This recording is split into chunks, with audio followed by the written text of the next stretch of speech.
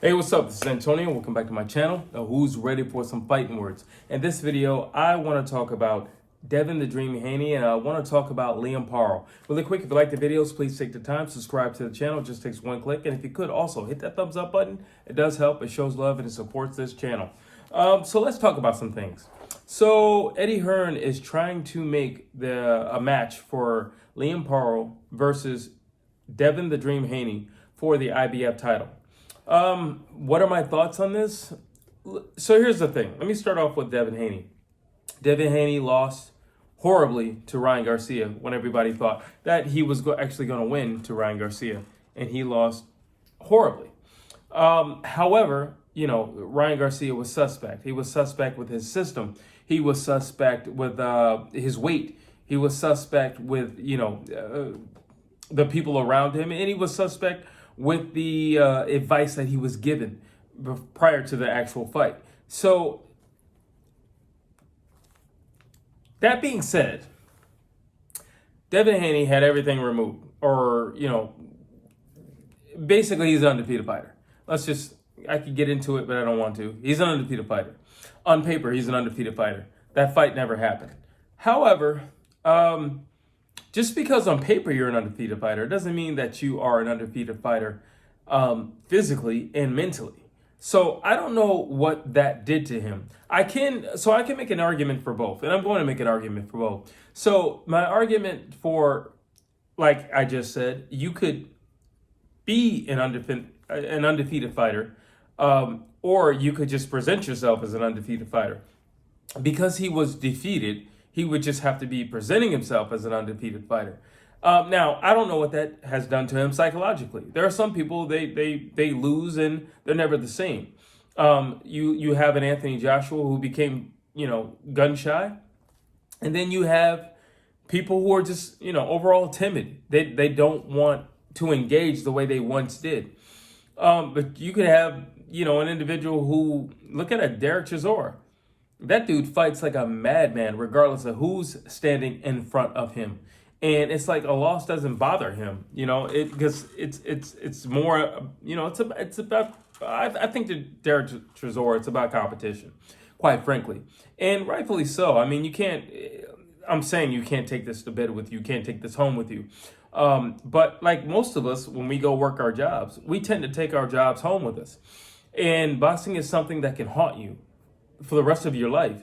There have been many situations or cases where, ex-champions or just fighters in general have, admitted that, this fight haunted me, or maybe I didn't do my best, or, I could have done better, or I could have prepared better. I was hoping I'd get a rematch, but I never got it. And, this is all I think about.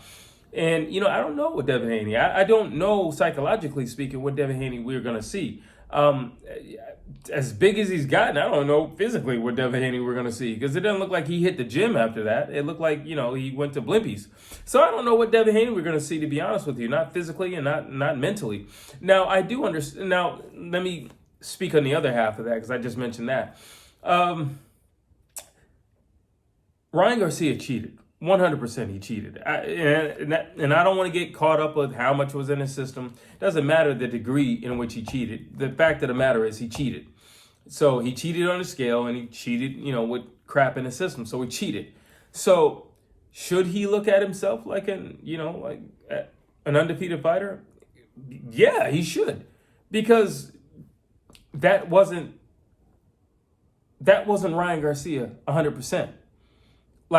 Well, it was 100% Ryan Garcia, but what I mean is that was a big Ryan Garcia. That was a Ryan Garcia who potentially had a lot of help, if you know what I mean, in his system. So, which means, and that can translate in many different ways. It means he could have been faster. It means he could have been more durable. It means he could have had more endurance. So it could have translated in many different ways. You don't know, and we'll never truly know.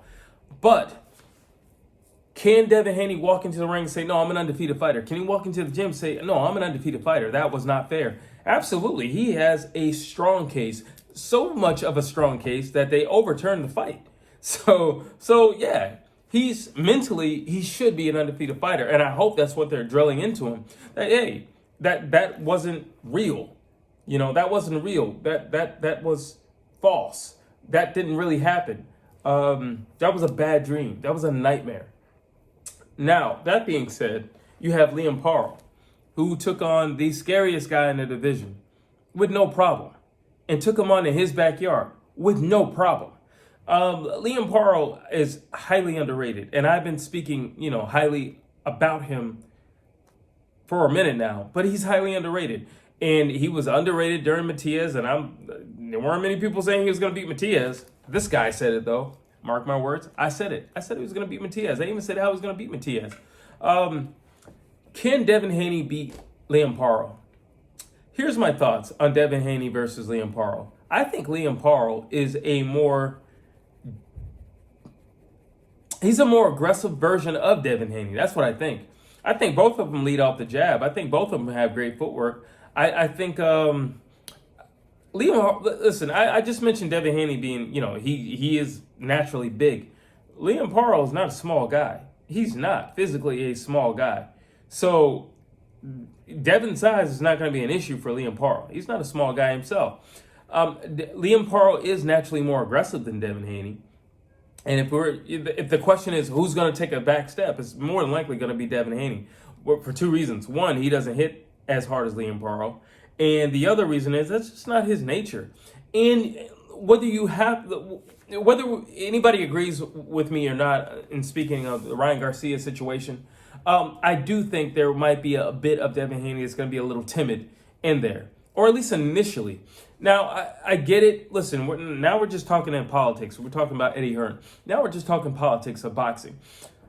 So should Devin Haney get a warm-up fight first? Duh, yeah. But the way these belts switch hands, it's safe. You know what? If we can get this fight, lock it down, lock it in. If we can get it, let's lock it in. And Devin, you think you can beat this guy, right? Yeah, I think I can beat this guy because I'm an undefeated fighter. That didn't really happen. And on my record, it doesn't reflect that actually happened to me. So yes, I think I can beat this guy, Eddie Hearn. Okay, let's try to make this fight. That's the thought process. I'm not mad at that for Eddie Hearn. I'm not mad at that for Devin Haney. But I think this is where a trainer comes in. I think a trainer says, listen, number one, he's been gone for a while. Ever since that. Let's talk about the magnitude of the loss. It was a big loss. Nobody expected it to happen. I don't even think Ryan Garcia expected it to happen like that. Nobody expected that. And it was a bad beating. Let's be honest, it was a bad beating. And then Devin Haney, he ballooned up a little bit. And he's been inactive ever since. Do I think he should be taking on Liam Paro, the guy who just beat up Matias? No, absolutely not. If you want my thoughts on Liam Paro versus Devin Haney, Liam Paro beats Devin Haney. I said it before with the Matias fight, and I'll say it again with this fight. Liam Paro has a really great, strong jab. Liam Paro doubles up on the jab. Liam Paro is not the type of guy who wants to get hit. Liam Paro is just like Devin Haney in the sense that he's a classical boxer. It's a dangerous fight for Devin Haney. But on top of that, Liam Paro is coming off a triumphant win that nobody, except for this guy, believed that he could win. While you have Devin Haney, who's coming off of a situation that happened that is no longer on his record, that took a lot out of him physically and emotionally. Who would you put your money on? I'm going with Liam Paro again. I think he has all the attributes to outbox Devin Haney. And if push comes to shove, we know he's tough.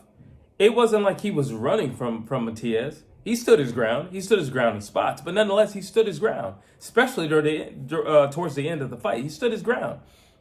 So you stood in front of the most devastating puncher in the division, and you came out triumphant, and you outpunched him, by the way. What do you think is going to happen when he stands in front of a guy who is the lesser of the division in terms of punching power? Yeah, that's going to scare him. No, so naturally you're going to tell Devin, listen, Devin, don't fight Liam Paro the way you fought Ryan Garcia. Go back to your boxing. That's great. Guess what Liam Paro is going to do from round one anyway? Box. He's not going to come in there and fight. I'm still going with Liam Paro. I think it's a very dangerous fight for Devin Haney. And yes, I get it. On paper, you are not, you still got your O. I get it. I don't know if it's there yet. I believe it's there because, things that he's posting. So I believe it's there. And another thing that I can tell, he probably is there because, he's showing up to events. He's not shy. He's not scared to go outside. He's not scared of ridicule or what people may say about him. So I believe it's there. But nonetheless, we haven't seen you perform since that night. We don't know what's going to show up on the night of. And maybe everything is fine and dandy, while you're walking around and hanging out with your friends. And maybe everything is fine and dandy while you're training in the gym. But then the night of, you see these big bright lights hitting you and you get timid because it reminds you of the night in which didn't really happen. Happened. I'm just saying. I got my money on Liam Paro.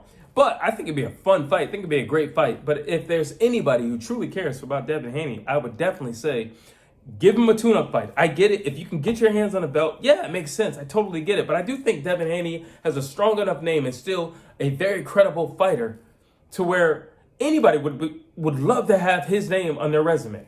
Drop your thoughts down below.